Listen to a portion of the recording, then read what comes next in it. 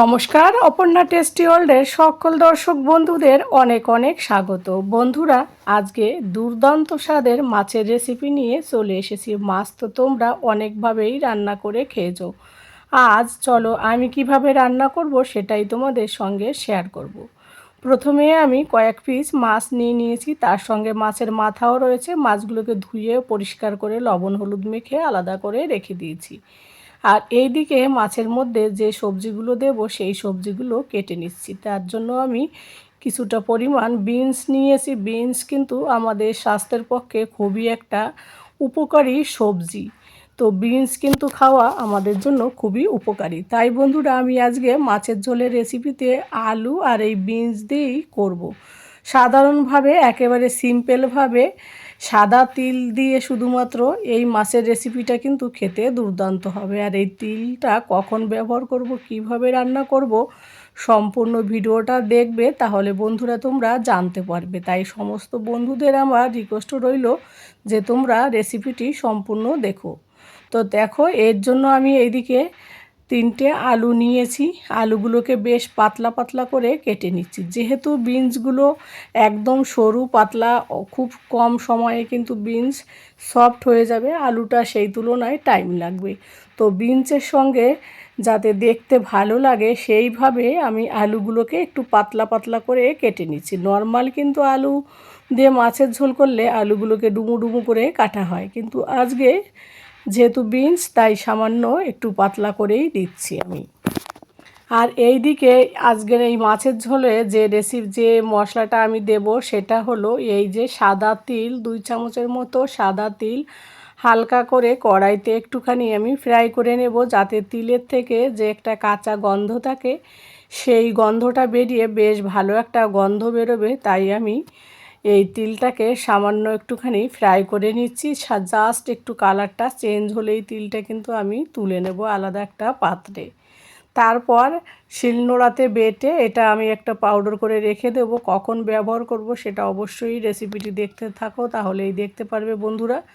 তো তিলটা আমার fry complete হয়ে যাওয়ার পর একটা পাত্রে আমি দেখো তুলে নিয়েছি। নেওয়ার পর এবার এই কড়াইতে আমি দিয়ে দেবো পরিমাণ মতো সর্ষের তেল। আর ওইদিকে মাছটাকে আমি লবণ হলুদ মেখে কিছু সময়ের জন্য আলাদা করে রেখেছি, যাতে লবণ আর হলুদ মাছের মধ্যে বেশ ভালোভাবে মিশে যায় আর কি। তো সর্ষের তেল দেওয়ার পর কড়াইটা গরম হয়ে গেল, তারপর আমি মাছগুলো দিয়ে মাছগুলো লাল লাল করে ফ্রাই করে নেব।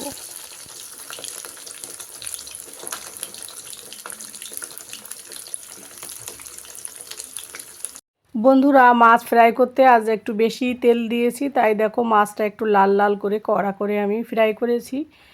আর তারপর যে তেলটা রয়ে গেছে সেই তেলের মধ্যেই কিন্তু আমি দিয়ে দেব মাছের যে মাথাটা 2 ভাগ করা আছে সেই মাথাটা দিয়ে দেবো। আর মাছের মাথার ফ্রাইটা কিন্তু খুব সুন্দরভাবে করবে, তাহলে কিন্তু খেতে ভালো লাগবে। যাতে মাছের মাথাটা ভালোভাবে ফ্রাই হয় তাই আমি একটু ঢাকনা চাপা দিয়ে রেখে দিলাম। 5 মিনিট পরে উল্টিয়ে দেখো মাছের কালারটা পুরো চেঞ্জ হয়ে এসছে। মাথাটা ভাঙবে না, মাছের মাথাটা বেশ কড়া করে কিন্তু আমি ফ্রাই করব, তাহলে খেতেও ভালো লাগবে। আর মাছের মাথার ভিতরের অংশগুলো সুন্দরভাবে সিদ্ধ হয়ে যাবে। তো শুধু উপরে সিদ্ধ হলে তো হবে না, লাল কালার হলে ভিতরে যদি কাঁচা থাকে সেটা কিন্তু খেতে একদমই ভালো লাগে না। তো যে তেল দিয়েছি সেই তেলই কিন্তু রয়ে গেছে দেখো। বেশি তেল দিলে তেল কিন্তু টেনে নেয় না, তেলটা কিন্তু থেকেই যায়। তো মাছের মাথা আর মাছগুলো আমি বেশ ভালো করে ফ্রাই করে নিয়েছি। এবার যে তেল রয়েছে আমি আর তেল ব্যবহার করব না, ওই তেলের মধ্যে দিয়ে দেব আমি কিছুটা পরিমাণ সাদা গোটা জিরে। আর দিয়ে দেব একটা শুকনো লঙ্কা। শুকনো লঙ্কার বদলে তোমরা কাঁচা লঙ্কা দিয়েও কিন্তু ফোড়নটা দিতে পারো। তো 2টো শুকনো লঙ্কা আর এই হ্যাঁ, যে জিরেগুলো দিলাম, এই জিরেগুলো লাল লাল করে ফ্রাই হওয়ার পর যে কেটে রাখা আলুগুলো সেইগুলো কিন্তু আমি দিয়ে দিলাম। দেওয়ার পর একটু লাল লাল করে ফ্রাই করব সুন্দর করে, যাতে আলুটা একদম 50%-এরও বেশি নরম হয়। সেই কারণে আমি এর মধ্যে দিয়ে দিলাম লবণ। লবণ দিলে কি হবে, আলুটা খুব জলদি ফ্রাই হয়ে যাবে, মানে ভিতরেরটা একেবারে নরম হবে। তার জন্য ঢাকা চাপা দিয়ে আমি এইভাবে গ্যাসের ফ্লেমটাকে লো টু মিডিয়াম রেখে আলুটাকে ফ্রাই করে নেব। বন্ধুরা, এরকম সিম্পলভাবে মাছের ঝোল খেতে কিন্তু দুর্দান্ত লাগে, সাথে সবজিও খাওয়া হয় আবার মাছও খাওয়া হয়। তাই এই মাছের ঝোলের রেসিপিটি দেখার পর যদি তোমাদের ভালো লাগে অবশ্যই আমাকে কিন্তু কমেন্ট করে জানাতে ভুলো না। আর একবার হলেও তোমরাও আমার মতো করে এইভাবে মাছের ঝোল রান্না করতে পারো। আশা করি তোমাদের ভালো লাগবে, আমি গ্যারান্টি দিয়ে বলছি। তো বন্ধুরা, তারপর কথা বলতে বলতে দেখো আবার 5 মিনিট পর ঢাকনাটা তুলে আমি ওই বিনসগুলো কেটে রেখেছিলাম সেই বিনসগুলো কিন্তু এর মধ্যে দিয়ে দিলাম। দেওয়ার পর বিনস আর আলুটাকে আমি আবার ভালো বেশ কিছুক্ষণ মতো 5 মিনিটের মতো জাস্ট ফ্রাই করলেই কিন্তু বিনসগুলো মানে সফট হয়ে যাবে। তো আবার একটু কিছুক্ষণ এই বিনস আর আলুটাকে একটু ফ্রাই করলাম। তার আগে আমি এর মধ্যে দিয়ে দিলাম কালারের জন্য কিছুটা পরিমাণ হলুদ। যেহেতু আমি আগে থেকেই আলুর মধ্যে লবণ দিয়েছি তাই এই সময় কিন্তু আমি লবণ দিলাম না। তো তারপর 2 মিনিট পর নাড়াচাড়া দেওয়ার পর দেখেই বোঝা যাচ্ছে বিনস খুব একটা সময় লাগবে না। তো আমি 2 চামচের মতো আদা পেস্ট দিয়ে দিচ্ছি, আর কোনো মশলা দেব না। এইভাবে এক সাইডে একটুখানি জাস্ট মানে সাইড করে আদার পেস্টটা দিয়ে এই আলু আর সয়াবিনের সঙ্গে আদার পেস্টটাকে কিন্তু আমি বেশ ভালোভাবে ফ্রাই করছি। আজকের আমার এই মাছের রেসিপিতে আমি কিন্তু পেঁয়াজ রসুন কোনো কিছুই ইউজ করব না। তারপর দিয়ে দিলাম ড্রাই মশলার মধ্যে হাফ চামচ ধনে পাউডার, আর দিয়ে দিলাম হাফ চামচ জিরের গুঁড়ো। যেহেতু এইগুলো পাউডার ড্রাই টাইপের মশলা পুড়ে যাবে তাই 2 মিনিটের থেকেও কম নাড়াচাড়া দিয়ে আমি কিন্তু এখন পরিমাণ মতো ঝোল দিয়ে দেবো, কারণ যেহেতু জল দিয়ে মিশিয়ে দিইনি পাউডারগুলো পুড়ে যাবে, সেই কারণে জাস্ট আমি তেলে একটু হালকা করে ফ্রাই করে নিলাম 1 মিনিটের মতো। এবার আমি পরিমাণ মতো জল দিয়ে দেবো। আমার আলুটা পুরো সফট হয়ে এসছে আর 50%-এরও বেশি বিনসগুলো সফট হয়েছে, সেই জন্য আমি জলের পরিমাণটা একটু কমই দেবো বন্ধুরা। তো নাড়াচাড়া দিয়ে একটু মানে ভালো করে মিশিয়ে দিলাম। তারপরে আমি ঢাকা চাপা দিয়ে রেখে দেবো এইভাবে। আমি কিন্তু আজকে কোনো কাশ্মীরি লঙ্কা কালারের জন্য ব্যবহার করিনি, একেবারে ঘরোয়া পদ্ধতিতে গ্রামের স্টাইলে কিন্তু মাছের রেসিপিটি বানাচ্ছি বন্ধুরা। তারপর ঢাকা চাপা দিয়ে 5 মিনিট পর ফিরে এলাম, জলটা একদম ফুটে উঠেছে। তো এই পর্যায়ে আমি এবার এর মধ্যে দিয়ে দেবো ওই যে মাছের মাথাটা ভেজে রেখেছি, মাছগুলো ভেজে রেখেছি সেইগুলো আস্তে আস্তে করে দিয়ে দেবো। তো মাথাটা আগে দিলাম এই কারণ মাথাটা কিন্তু যত ভালোভাবে রান্না হবে খেতে কিন্তু ততটা ভালো লাগবে, আর মাছের মাথা কিন্তু একটুও ভাঙবে না, যেহেতু আমি বেশ কড়া করে মাছগুলোকে এবং মাছের মাথাগুলোকে ফ্রাই করে নিয়েছি। তো মাছগুলো এইভাবে একে একে সমস্ত মাছগুলো দিয়ে দেবো, আর এই পর্যায়ে গ্যাসের ফ্লেম আমি হাই করে রেখে দেবো, যেহেতু মাছ দেওয়া হচ্ছে যাতে ঠান্ডা না পড়ে যায় তরকারিটা, মানে জালটা আর কি। তো ওই কারণে এই সময় হাই ফ্লেম রেখে দেবো, 2 মিনিটের মতো হাই ফ্লেমে রেখে তারপর আমি গ্যাসটাকে আবার লো টু মিডিয়ামে রেখে দেবো। কালারটা মাছ দেওয়ার সাথে সাথে কিন্তু তরকারির কালারটাই কিন্তু বন্ধুরা চেঞ্জ হয়ে এসছে। তো দেখেই বোঝা যাচ্ছে। 5 মিনিট পর ফিরে এলাম, আমি আর ঢাকা চাপা দিইনি যেহেতু আলু অলরেডি সফট হয়েছে। এই পর্যায়ে আমি এর মধ্যে দিয়ে দেবো 2-3টে মানে পরিমাণ মতো তোমরা যেমন ঝাল খাবে, জাস্ট কাঁচা লঙ্কা দিয়ে দেবো উপর দিয়ে, আর কিছুটা ধনেপাতা ছড়িয়ে দেবো।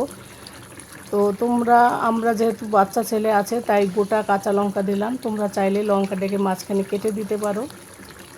তারপর ওই যে তিলের যে মশলাটা আমি বানিয়েছি সেই মশলাটা শিলনোড়ায় বেটে সেই মশলাটা আমি আস্তে আস্তে করে এইভাবে দিয়ে দেবো। আর এই তিলের এই পাউডারটাকে কিন্তু পুরো পাউডার করবে না বন্ধুরা, একটু আধো আধো করে রেখে দেবে, তাহলে খেতে কিন্তু বেশ ভালো লাগবে। আর তিলের এই মশলাটা দিলে কিন্তু জাস্ট মুখে লেগে থাকবে, মাছের তরকারির এই ঝোলটা খেতে কিন্তু অসাধারণ লাগবে। আমরা তো সব সময় পেঁয়াজ রসুন দিয়ে মাছের ঝোল খেয়ে থাকি, কিন্তু এইভাবে তিল বাটা দিয়েও মাছের ঝোল রান্না করলে যে এতটা দুর্দান্ত হয় বন্ধুরা, তোমরা না রান্না করলে বুঝতে পারবে না। মাঝে মাঝে রান্নায় একটু চেঞ্জ হলে দেখবে বাড়ির সবাই কিন্তু খুশি মনে খাবারটা খেয়ে নেবে। তো মাছগুলো দেওয়ার পর মশলাগুলো দেওয়ার পর, মশলা বলতে ওই তিল দেওয়ার পর একটু হালকাভাবে তিলগুলোকে আমি সবার সাথে মিশিয়ে দিলাম সমস্ত মাছ এবং তরকারির সঙ্গে। আর গ্যাসটাকে একটু হাই ফ্লেমে রেখে দিয়ে আমি বন্ধ করে দেবো এই পর্যায়ে। তিল দেওয়ার পর আর বেশি জ্বালাবো না, তাহলে খেতে অতটা ভালো লাগবে না। তো এরকম হালকা পাতলা ঝোল থাকলেই এই মানে রেসিপিতে খেতে কিন্তু দুর্দান্ত লাগবে। তো বন্ধুরা দেখেই বোঝা যাচ্ছে, তোমরা নিশ্চয়ই বুঝতে পেরেছো দেখতে কতটা সুন্দর হয়েছে, খেতেও কিন্তু ততটাই সুন্দর হয়েছিল। আমি তোমাদের সার্ভ করে দেখাচ্ছি। এরকম যদি মাছের ঝোল থাকে গরম গরম ধোয়া ওঠা ভাতের সঙ্গে আর কিছুই লাগবে না, এক থালা ভাত এই মাছের ঝোলেই কিন্তু খাওয়া যাবে। তারপর আবার এই তিল বাটার যে একটা গন্ধ, এই গন্ধেই কিন্তু পেট ভরে যাবে, এতটা টেস্টি হয় বন্ধুরা। তোমরা রেসিপিটা বানালে বুঝতে পারবে না। তো বাড়িতে অবশ্যই আমি যেভাবে রান্না করেছি এই মশলাটা দিয়ে, কোনো টমেটো কিন্তু আজকে আমি দিইনি। সবসময় আমরা এক ধরনের সবজি রান্না করে খাই, মাছের ঝোল রান্না করে খাই। তো একেবারে ইউনিকভাবে আজকের আমার এই মাছের ঝোলের রেসিপি যদি তোমাদের ভালো লাগে অবশ্যই তোমরা বাড়িতে ট্রাই করতে পারো। আর যদি ভালো লাগে তারপর ট্রাই করার পর আমাকে অবশ্যই কমেন্ট করে জানাতে ভুলো না বন্ধুরা। আর যারা লাইক করনি তারা একটা লাইক করে দিও। তোমাদের একটা লাইক, একটা কমেন্ট আমাকে কিন্তু এই রেসিপিটি আরও 5 জনের কাছে পৌঁছাতে অনেকটা সাহায্য করবে। তো বন্ধুরা আমার রান্না কমপ্লিট, আর এইদিকে তোমাদের সার্ভ করেও দেখাচ্ছি। দেখতে দেখো কতটা লোভনীয় হয়েছিল, যতটা লোভনীয় ততটা কিন্তু খেতেও দুর্দান্ত হয়েছিল। আর এই মাছের ঝোল কিন্তু রুটির সঙ্গেও খেতে পারো তোমরা, আবার ভাতের সঙ্গেও খেতে পারো, তবে ভাতের সঙ্গে বেশি ভালো লাগবে। তো বন্ধুরা আজকের রেসিপিটি এখানেই শেষ করছি। যে যেখান থেকে এতক্ষণ ধরে রেসিপিটি দেখছো তাদের সকলকে জানাই অসংখ্য ধন্যবাদ এবং অনেক অনেক ভালোবাসা। সকলে ভালো থাকো, সুস্থ থাকো এবং সাবধানে থাকো। দেখা হবে তোমাদের সঙ্গে পরবর্তী কোনো রেসিপিতে। টাটা।